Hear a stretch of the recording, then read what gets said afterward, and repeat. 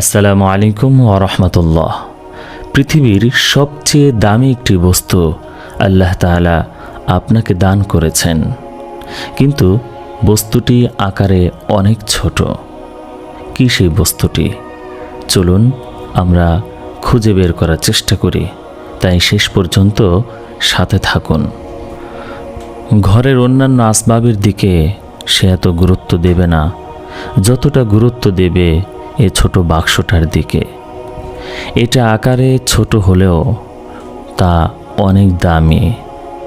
মানুষের মনটাও ঠিক তেমনই, আকারে ছোট হলেও তার দাম অনেক বেশি। মন বেশি দামি হবার কারণ হলো এর দ্বারা আল্লাহ তাআলার পরিচয় লাভ করা যায়, আল্লাহ তাআলাকে চেনা যায়, আল্লাহ তাআলার নূর এতে পড়ে। এজন্যই আল্লাহ তাআলার কাছে এর এত দাম। কিয়ামতের দিন বান্দার সম্পদ ও সন্তানাদি কিছুই কাজে আসবে না, কিন্তু যে সুসজ্জিত মন নিয়ে হাজির হতে পারবে তার জন্যে উপকারে আসবে। কুরআনুল কারিমে বলা হয়েছে, ইয়াউমুল লা ইয়ানফাউ মালুন ওয়ালা বানুন ইল্লা মান আতাল্লাহা বিকলবিন সালিম। অর্থাৎ কিয়ামতের দিন বিত্ত, বৈভব ও সন্তানাদি কোনো উপকারে আসবে না। যে আল্লাহ তাআলার কাছে পরিচ্ছন্ন প্রশান্ত মন নিয়ে হাজির হবে, একমাত্র এমন মনই সেদিন কাজে আসবে। একটি উপমা। মনে করুন আপনি ফল কিনতে দোকানে গেছেন, 1 টাকা দিয়ে একটা ফল কিনবেন। যদি আপনি ফলে দাগ দেখতে পান তাহলে তো আপনি সে ফল নেবেন না, বলবেন, ভাই টাকা দিয়ে ফল কিনবো, দাগ কাটা ফল নেব কেন? দাগ কাটা ছাড়া ভালো ফল দাও। এখন চিন্তা করুন, আমরা 1 টাকার বদলায় দাগ কাটা ফল নিতে পছন্দ করি না, তাহলে আল্লাহ তাআলা নিজ সন্তুষ্টি আর অপার অনুগ্রহ বেহেশত গুনাহের দাগযুক্তদের কিভাবে দেয়া পছন্দ করবেন? তিনিও চাইবেন গুনাহের দাগযুক্ত মন নিয়ে বেহেশতে যাওয়া যাবে না। দাগযুক্ত মনের অধিকারীরা বেহেশতে যাবার অযোগ্য। পরিপাটি ও সুসজ্জিত মনকে কলবে সালিম বলে। কলবে সালিমের অধিকারীরাই আল্লাহ তাআলার প্রিয় বান্দা। আল্লাহ তাআলা এমন কলবের ডাকে সাড়া দেন। কুরআনুল কারিমে বলা হয়েছে, মা জাআলাল্লাহু লিরাজুলিন মিন কলবাইনি ফি জাওফিহি। অর্থাৎ আল্লাহ তাআলা মানুষের বুকে 2টি মন রাখেননি। সূরা আহজাব আয়াত নাম্বার 4। তাই বান্দার এই সুযোগ নেই। বান্দা একটি মনকে দুনিয়ার প্রেম ভালোবাসার জন্য রাখবে আর অন্যটিতে আল্লাহ তাআলার জন্যে রাখবে।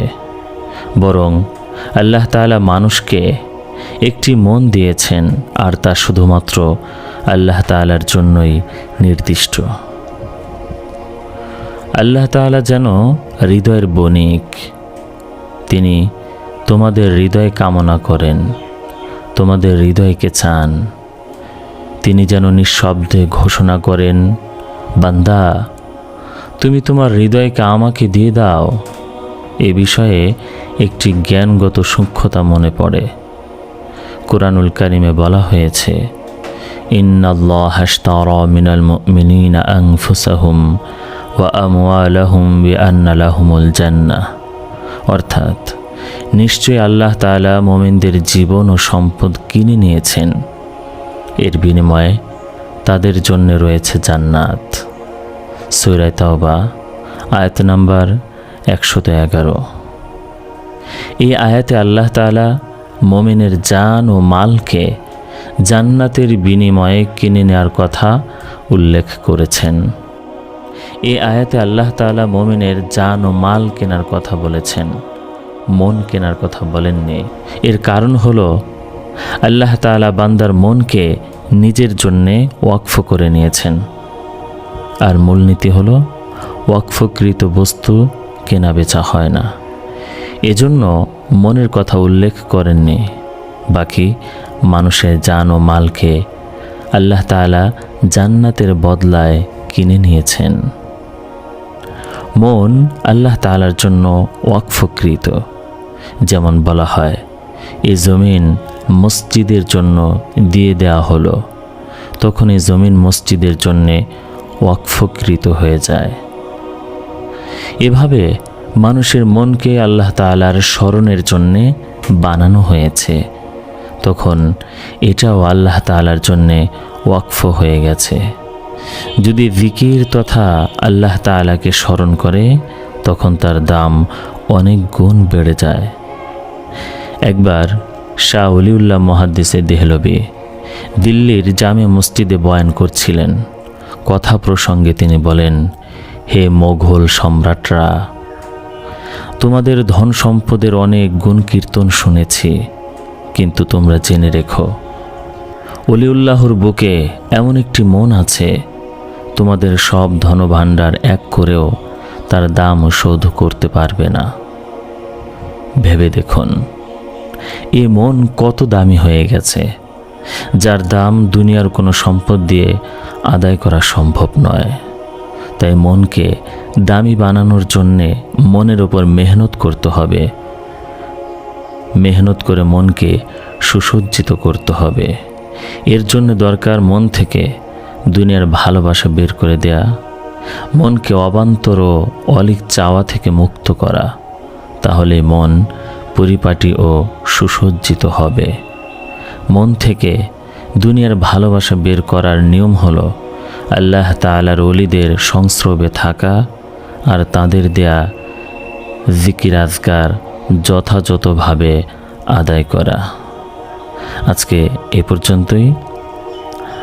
আমি শুরুতে যেই প্রশ্নটি করেছিলাম যে আল্লাহ তাআলা আপনাকে আমাকে সকলকে পৃথিবীর সবচেয়ে দামি একটি বস্তু দান করেছেন, যদিও বস্তুটি আকারে অনেক ছোট। সেই বস্তুটি হচ্ছে আপনার আমার হৃদয়, আপনার আমার মন, আপনার আমার কলব। এই কলবকে যদি আমরা দামি করতে পারি, এই কলবকে যদি আমরা পরিষ্কার রাখতে পারি, এই হৃদয়কে যদি আমরা কালিমা মুক্ত রাখতে পারি, গুনাহ মুক্ত রাখতে পারি, তাহলে আপনার আমার হৃদয়টাই হবে এমন একটি হৃদয় যে হৃদয়ে রব্বুল আলামিন বসবাস করবেন, যিনি সমগ্র পৃথিবী সৃষ্টি করেছেন। চাঁদ, সূরজ, গ্রহ, নক্ষত্র, প্রাণী, জল, পাহাড়, নদী, বাতাস, আলো, যিনি সব কিছুকে তার মহিমায় সৃষ্টি করেছেন, আশ্চর্যজনকভাবে সৃষ্টি করেছেন। সে মহান সৃষ্টিকর্তা সেই হৃদয়ে প্রবেশ করেন, যে হৃদয়টা পরিষ্কার পরিচ্ছন্ন, পরিপাটি।